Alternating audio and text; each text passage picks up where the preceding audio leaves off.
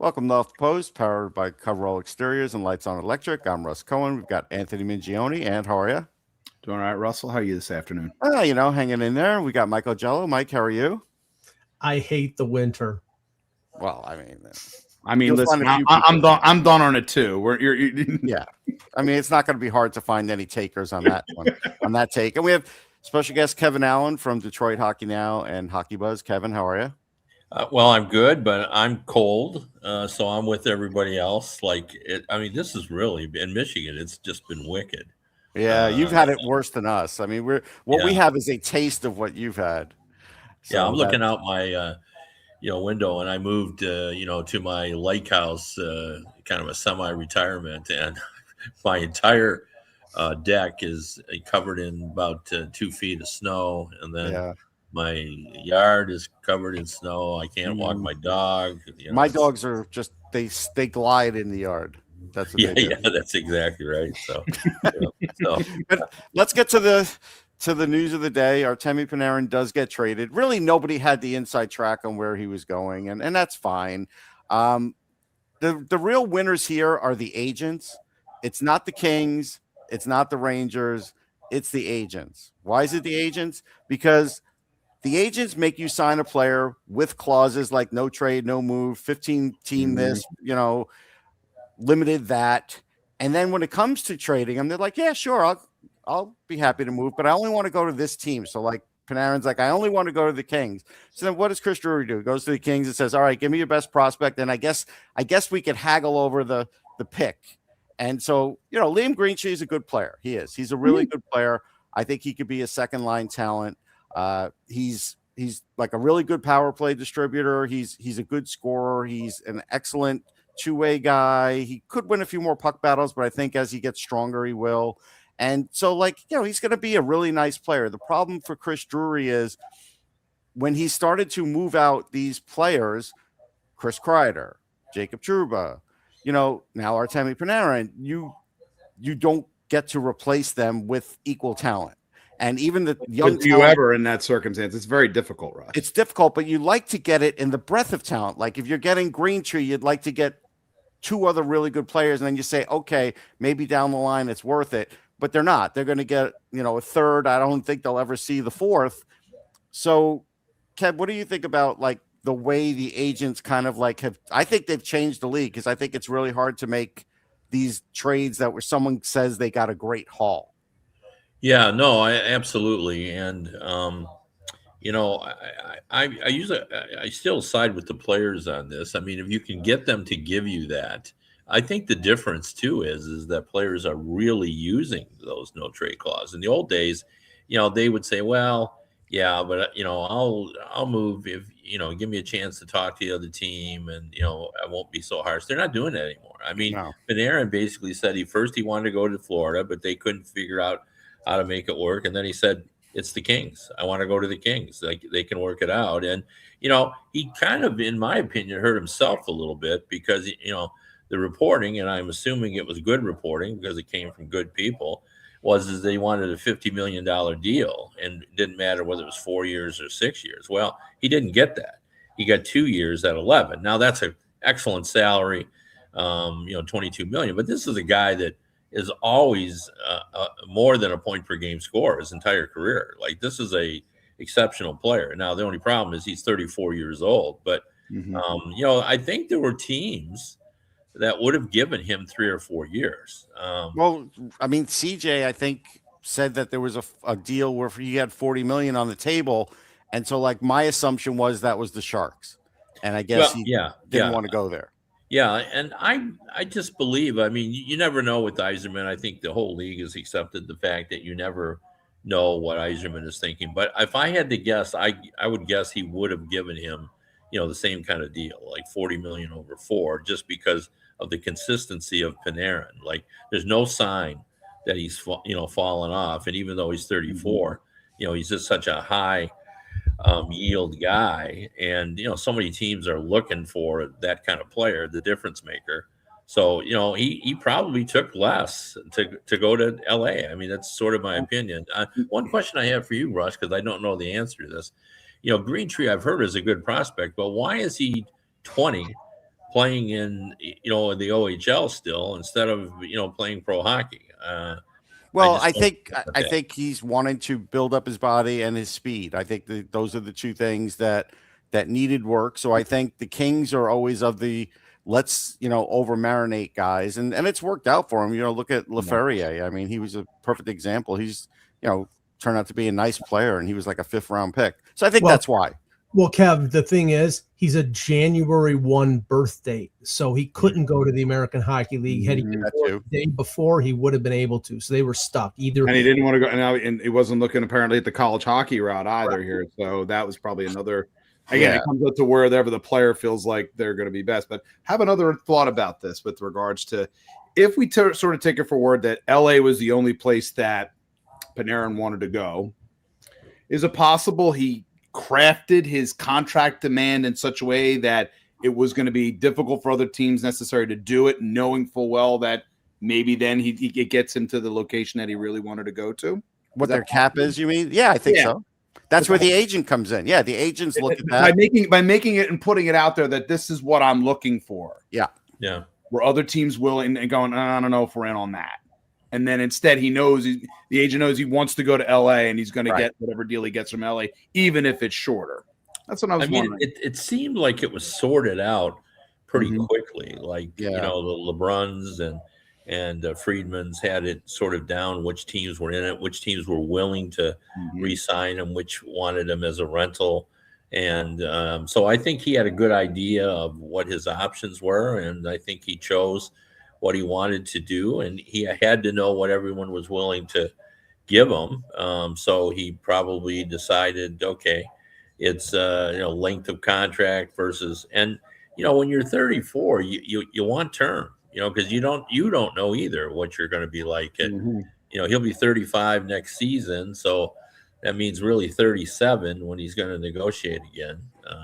He could have gone the way of Marchand and taken a 6-year deal and had it front loaded and got the same amount of money. But I mean, maybe the Kings didn't want to do that. I mean, Kev, what I look at with this situation, free agency is going to suck in July because, McDavid signed.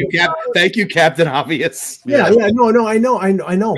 But here, the number one target in unrestricted free agency after Panarin signs or gets traded and signs is Alex Tuch. And that's nothing against Alex Tuch because he's a good player, but he's the number one target, which tells me that Buffalo doesn't have a chance in hell of getting him on a new deal because he's going to be the number one guy out there. He's going to get overpaid because he's the best guy out there. So, I mean, really, it's I mean, July 1st, we may as well go on summer vacation at 3 p.m. on July 1st because nothing's going to happen. There's nothing to do. Yeah, I think, and I'm assuming you guys agree that because, again, we're going to have another rise in the cap, there'll be some shifting of bigger contract players from one team. I could see that. To another. So I think there'll be some sort of changes, but it's interesting because it puts the general managers in a bad spot. Like, they have all this extra cap money. So do you overpay to get a guy, paying more than you would in a tight cap situation? Or do you just say, well, no, I'm just going to pay you what you're worth? In Detroit, we've kind of gone through that. Yzerman has sort of implied that just because he has the cap space doesn't mean he wants to just give it away because, and you got to sort of. What are you saving it for? Like, what's the rainy day he's saving it for? Justin That'd be my Hall. question. Well, I mean, I think he thought he was going to go, after some of the players who have now since signed. Right. And I also think that he still thinks he can make, a trade for, a top player that if somebody wants to move. Like I said, I mean, I think they were willing to go after Panarin. I think they could have beaten the offer for in terms of the players that were awarded. They just really didn't get the chance, and so we don't really know. Now, Yzerman is tight. Like now we look at the Sider, Larkin, Raymond contracts, and he kind of drew the line where it was go. He wouldn't give in on 10 million. Well, now everybody's getting 10 million. So Right. Yeah. So now those contracts look, pretty good. So yeah, Look, I think the joke's on Panarin. 11 million get to like a condo in LA. So yeah, no, I mean, yeah, I mean, maybe he would say he's getting paid a little bit in sunshine. It's sort of a thing. Yeah. I mean, clearly he wanted to go there for whatever reason. Got to be near water. The man obviously needs to be near water, Kevin. Yeah, Right. yeah, for sure. But yeah, that certainly will help them in their efforts to try to get into the playoffs, and we'll kind of see where it goes. There. But in terms of getting to a good team, like I thought Carolina. He didn't want to go there, or he didn't want to go there as much as he wanted to go to LA. I mean, otherwise they would be the thing. But I thought like Carolina, they're a team that I think is saying, look, we've been so close. Let's just go over the top. But he would never sign a long-term deal there. It's a small city. It's boring. Yeah. He that's not where he's going to go. No, that's right. That's exactly right, Ross. And I think that's the issue. And in the old days, it really was about, trying to get to a winner, but it's just too hard, impossible to guess who the best teams are. So, it wasn't like in the old days, there was usually 3 or 4 teams that were okay. Well, now it's 8 or 10 or 12. And so, you got to find other reasons. So, is it the tax situation? Is it the, is it the teammates there? Is it the coach you like? What the sunshine? What is it you want? So well, in the case of Carolina, I mean, they've been one of the most consistent and one of the better teams in this league. They haven't won a Stanley Cup, but you have to say, okay, Rantanen didn't want to go there. Marner blocked a trade to go there. You have to hesitate in terms. They lose guys like Pesci, they go someplace else. Do you think maybe, Mike, it might be again that word gets around how teams play. Maybe it's style. I do wonder sometimes about stylistically, because they are, a defense. I mean, they have what they have. They got a good lineup and they can strike as good as anybody. But I often wonder sometimes if it's like if a player looks at it as how they want to play, if they can get and they look at market and it's just a number of different factors that you're looking at there. But they've had to pick and choose the guys, and then once they get those guys like Stankoven, like Blake, like Seth Jarvis, they sign those guys for 8 years because they don't mind being in a small city. But when you're trying to hit a home run like Rantanen, he'd rather go to Toronto or Dallas than be in Raleigh. So I mean, it's got to fit. It's got to fit for the player. It's got to fit for what they're looking for. They want to win, but they also, there's other lifestyle considerations that are involved as well. Yeah, I got to some breaking news here. This is from Onward State website, and I was a little hesitant because I didn't want to make sure it was AI or some fake thing. No. Somebody texted me on it too. All I'm going to say is Gavin McKenna's facing a felony charge because there was an altercation at a bar. So yeah, we'll see how that one sort of plays out. What I'd like to know is what a 17-year-old is doing in a bar. Well, it's State College. That's all I'm going to say. Yeah. So we'll see. We'll see where that goes. But Kev, let's play the yearly guessing game that we do with Detroit. Are they for real? Like everybody always asks me every year, are the Red Wings for real? And every year they get closer for me to think that they're for real. But now I see there's just a little drop in the standings, nothing major. But the division's tight and there's still 25 games left. I think it's a coin flip. I don't know how you feel about it. No, I think they're real. Everybody has, nobody loses in the Atlantic Division. Like everybody wins every night. Yes, right. It's been a running joke. Name is Toronto. Everybody in the Metropolitan Division is saying the same thing. Yeah, so far behind. It's been a running joke with McClellan, the coach of the Red Wings, who comes in and said, every day I keep saying this, but does anybody lose in the Atlantic Division? But this is why I think they're real. Gibson has been the best goalie in the league since the 1st of December. It's been a long time. Like we're in February now, and he's still the best goalie in the league. You look at his record, it's phenomenal. You look at his save percentage, above 930. You look at his road record, superior. He's just playing out of his mind. And they because of that he has given his defense confidence, and they're now able. I mean, if you watch that game last Monday, like they didn't play well on Saturday, well, they should have gotten hammered again on Monday. They were demoralized by what happened there, and people were second guessing them. But they dug in, and nobody shuts out Colorado. They're averaging almost 4 goals a game. True. But they came in and they did all that. So, I've been impressed. Their power play has gone in the tank, yet they still managed to win games. The Tampa Bay Lightning just passed them in terms of who's been in first place the most days in the Atlantic Division, and it's close. It's like 39 to 38 days or whatever it is. So, and they're right up among the top 6 teams, and they have been for 3 months in the league. So I think this year, and the other thing I remind our readers tonight after this game, 70% of the Red Wings schedule is over. So 30% left. We're in the stretch drive, and they're setting in the top 5 or 6 teams in the league. So I think that's an indication. The probability, which has nothing to do with competition, everything to do with math, the probability say they're in the 85 to 90% range of making the playoffs. So, all that I think is indicators. But could they collapse? Well, sure. If Gibson gets hurt, that would be disastrous. They've got 3 really big guns like Alex DeBrincat, Lucas Raymond, and Dylan Larkin have just been phenomenal. Kane's been pretty good, just been beat up. That's had two injuries as well. Andrew Kopp has stepped up and sort of been the answer to who should be the number 2 center, even though they're still looking for one before the trade deadline.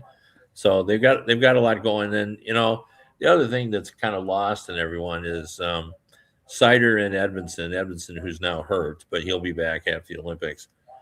They have been one of the, in my opinion, top 3 defensive pairings in the league, just in terms of a two-way game. They're both big. They're intimidating. They're hard to play against. They can both move the puck. Seider gets better every day as an offensive player. So, they've got a lot going for them. So if I had to say, I would say yes. Well, okay, Kev, let me ask this question, because I mean, I look at their blue line. I mean, obviously you like to get depth scoring, but that's going to be expensive, and getting a number 1 center is virtually impossible. Getting a number 2 center is almost impossible. Look at what everybody is saying it's gonna cost to get Nazem Kadri out of Calgary, and he's 35 years old. But I think that I look at the Red Wings, and I think what is obtainable is defensive help. And Sandin Pellikka is a really good young player, but he's minus 18 right now, so he's not fully formed. And I think they need something after Edmondson and Seider, and Sherratt's a good veteran player. Do you agree that that they need defensive help? And do you agree that with the cap space that they have, Yzerman will actually not go all in, but will expend some of his assets, prospects, or draft picks to get that help? Absolutely, I do. I think that, what I've told my readers is I expect them for sure to get a defenseman and maybe to get a forward, because there just aren't as many forwards.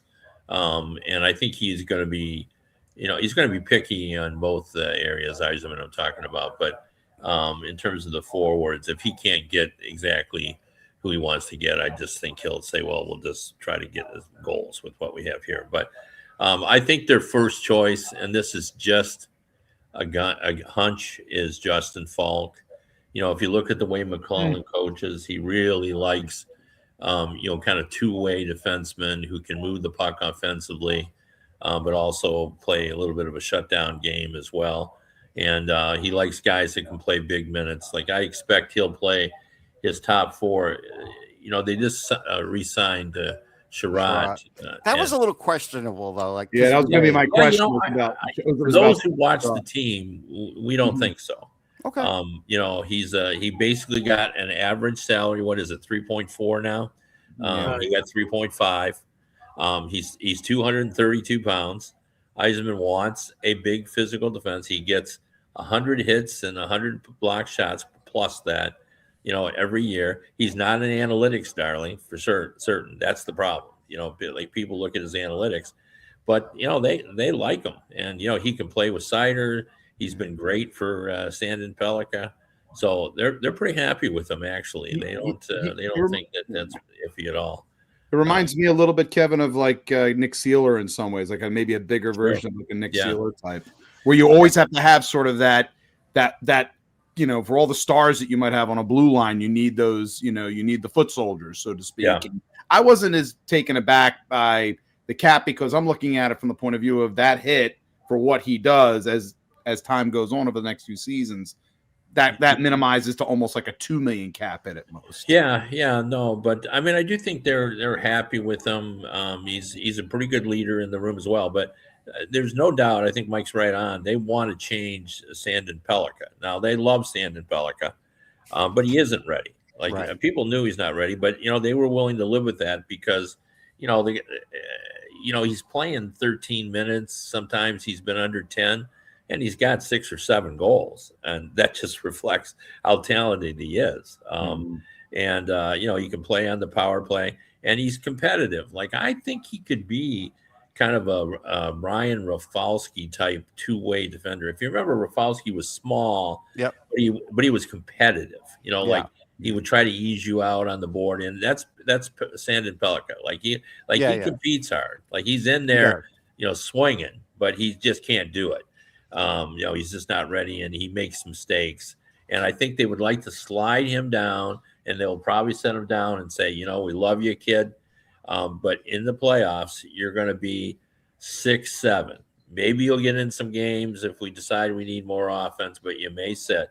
And, that could be valuable for you as watch because they also like Albert Johansson on that third pairing. And Bernard Docker has had some moments as well. And again, competitive kids, just guys that just compete, not overly physical, not big, but they feel they really have to get, as Mike said, someone to fit in that top 4, and someone like Falk. I think they're looking at Murphy too of Chicago. Would they really give up Murphy at this point? Like he's been like a mainstay. I've been hearing talks about that. Okay. That may be a move there. That Chicago. Well, I shared my idea with Kevin, and of course everything is Leaf centric. But I shared my idea of Oliver Ekman-Larsson because he's having really good year. Too many years there, but I do think Brandon Carlo would be in play as well. Well, Carlo says he wants to stay in Toronto, and he wants. Only other thing I was going to say is if you end up going for Ekman-Larsson, the Red Wings will lead the league in defensemen with hyphenated names. Right. Yeah. Well, they're already leading, I think. So. I think they are. I'll just add to the lead. But Carlo is 29 and Ekman-Larsson's 34. That's the reason why I think the Leafs want to extend him. And they don't want to trade Ekman-Larsson for a bag of pucks. He's having a really good year. He can move. He can shoot. He's we know his reputation going back to Arizona. I think he's reclaimed, some of what he used to be, after the disaster in Vancouver.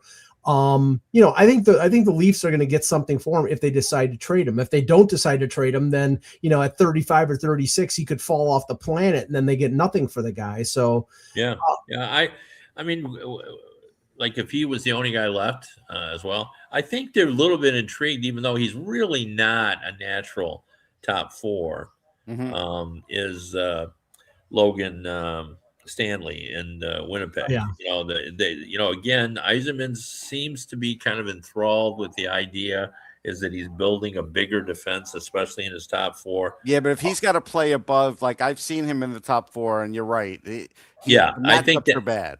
I think if they did that, then he would be they'll get 2 defensemen, and maybe Bernard Decker would be out or the 7, right?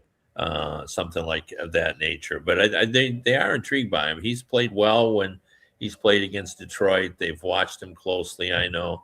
But mostly, he's 6'7" all day. I mean, I get that. Yeah, that's exactly what they're kind of interesting in. But I think Justin Falk would be their number 1 guy. And, there's a long history of Yzerman and Armstrong making deals. I think they can get something worked out. I think Yzerman's, the word is that his first round pick is in play.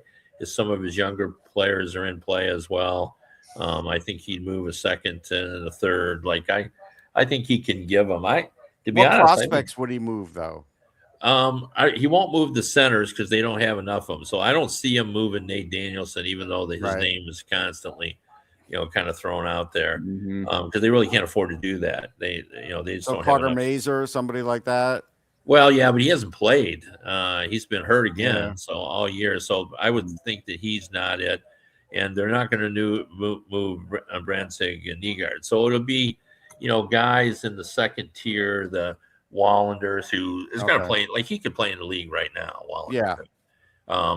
So they would move him. They would probably, move like Kiskinen, who's probably in their top 10. Would they move Amadeus Lombardi? There, people are intrigued by him.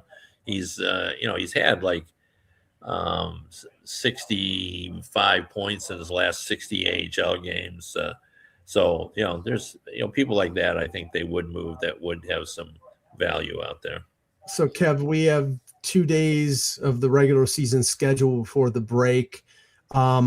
The injuries in the league have been obscene because of this stupid schedule. They should have started the season a lot earlier and given players a lot more rest, and or shorten the schedule for God's sakes by 5 or 6 games or something. Well, yeah, broken clock is right twice a day, and Paul Bissonnette actually had a good idea of in Olympic years lowering it to 76 games. But good luck having the league and the players.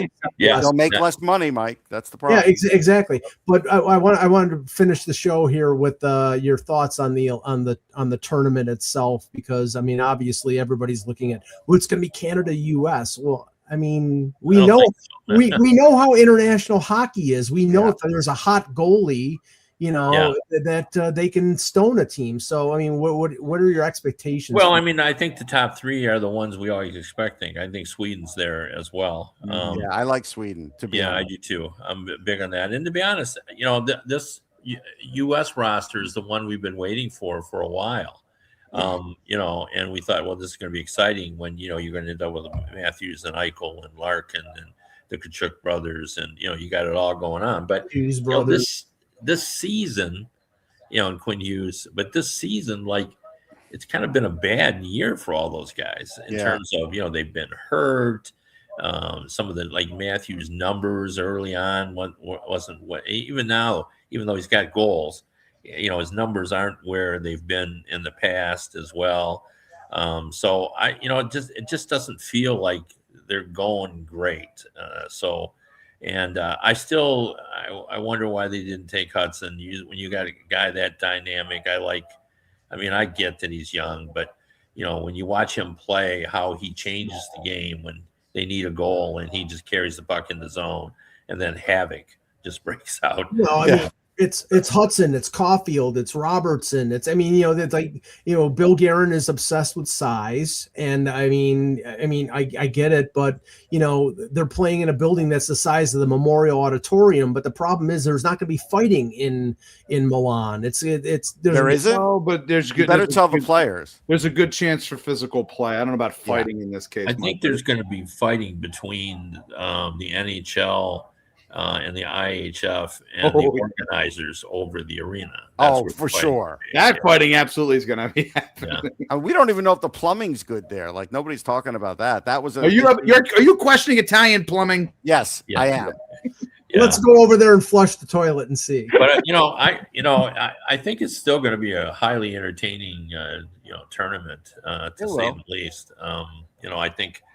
You look at the people that are over there, and this is why you do it. And this is, players all want to do it. I still find it amusing that most fans still blame, Bettman and the owners for, the Olympics. Like they don't get that. If it were up to the owners, there would be no way. Of course, they don't want. Of course not. Yeah, they don't want anything to do with this. I'll tell you one thing, Kev, that I think will be different about this Olympics. Normally with the Olympics, they like to show up the state-of-the-art facilities and everything else. They are not going to do that for this one for hockey. They're going to stay on tight shots and stories. They're not going to be showing the rink much. Yeah, for sure. Yeah, we won't have like except the outside shots. They love that beautiful, like the ribbon on the outside. They'll show that, but inside, lots of food. when I've heard that they don't have all the stands done, I said to my wife, what does it really matter? Because most of the games over there are played to empty houses. Like, the top tickets always go to the dignitaries and they don't come. So, as a guy who's covered, 10 Olympics worth of hockey games through the years, I can tell you, most of the lower level seats don't have people in them, when you play these games, because that's just the way it goes there. So, they'll have to kind of sort that out and, get people in there. But, I've heard the stands aren't going to be fully developed. I will leave it there. That's it for Off the Post. We'll catch everybody next time. Take care, everybody.